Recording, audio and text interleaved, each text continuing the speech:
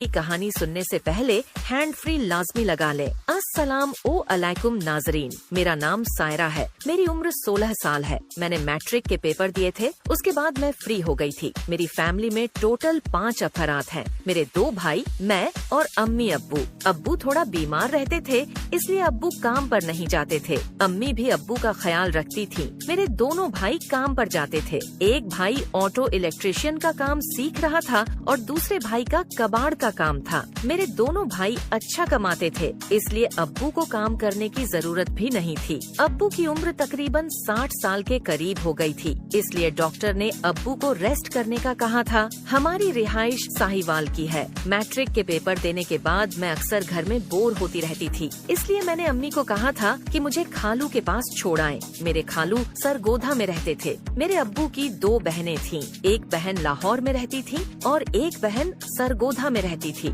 मेरी खाला मेरे से बहुत प्यार करती थी और खालू भी मेरा बहुत ख्याल रखते थे। वो अक्सर मेरे से फोन पर बात करते थे और जब खाला और खालू हमारे पास आते थे तो मेरे लिए काफी गिफ्ट्स वगैरह लेकर आते थे। खालू अक्सर अम्मी अब्बू से कहते रहते थे कि सायरा को हमारे पास भी भेजो, क्योंकि खाला और खालू की कोई औलाद नहीं थी। उनकी शादी को 10 साल हो गए थे और वो बच्चों को बहुत पसंद करते थे। खालू का अपना खाने पीने का होटल था और खालू वहाँ से अच्छा कमाते थे, लेकिन उनको औलाद की कमी थी, इसलिए खालू बच्चों से बहुत प्यार करते थे। खालू की उम्र तकरीबन 30 साल थी और खाला की उम्र तकरीबन 27 साल थी। खाला दिखने में काफी खूबसूरत थी और खालू का भी कोई जवाब नहीं था। खालू भी बहुत हैंडसम और खूबसूरत नौजवान थे। मैंने अम्मी अब्बू से जिद लगा ली थी कि मुझे अब खालू और खाला के घर जाना है। फिर एक दिन अब्बू ने अम्मी को कहा कि तुम सायरा को उसकी खाला के घर छोड़ाओ, क्योंकि उसे अब छुट्टियां हैं और अब थोड़े दिन उनके पास रहकर वापस आ जाएगी।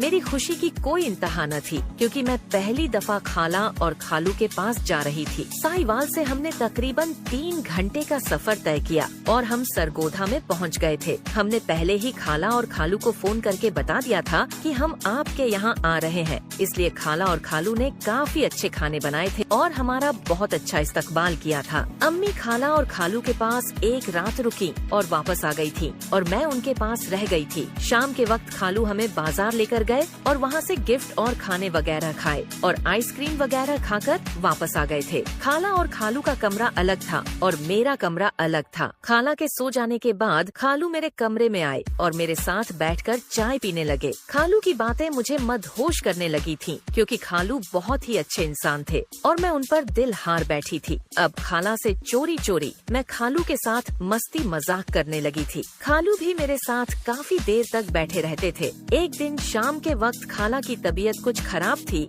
इसलिए वो टाइम से ही सो गई थी। खालू कहने लगे, आओ मैं तुम्हें बाजार लेकर जाता हूँ। खालू मुझे बाजार लेकर गए और वहाँ पर हमने खाना खाया। आइसक्रीम खाकर वापस आ रहे थे तो खालू मुझे कहने लगे, तुम बाइक के आगे बैठो। मुझे भी खालू की बाइक के आगे बैठने का शौक था। मैं खालू की बाइक के आगे बैठ गई तो मुझे अच्छा लग रहा था। अब मैंने खालू को कहा था कि हम घर जाकर वो खेल खेलेंगे जिसमें हम दोनों को काफी राहत मिलेगी। खालू भी मेरी बात मान गए थे और खुश हो गए थे। घर वापस आकर खालू ने मुझे मेरे कमरे में ही डाल दिया था। मैं भी खालू से काफी खुश थी, क्योंकि मैं वो काम पहली दफा जिंदगी में कर रही थी और मुझे नहीं पता था कि इस काम में कितनी खुशी और राहत मिलती है। अब मैं तो खाला से चोरी चोरी खालू से मोहब्बतें जताती। वह मुझे ऐसी वादियों की सैर करवाते थे जिन वादियों की सैर मैंने कभी नहीं की थी और मैं उन वादियों में खो जाती थी, क्योंकि उन वादियों में बहुत सुकून था। खालू मुझे मेडिसिन भी लाकर देते थे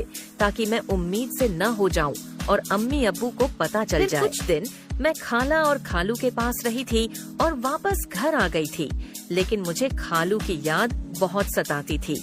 नाजरीन, अगर आपको यह कहानी पसंद आई हो तो वीडियो को लाइक कर दें। शुक्रिया।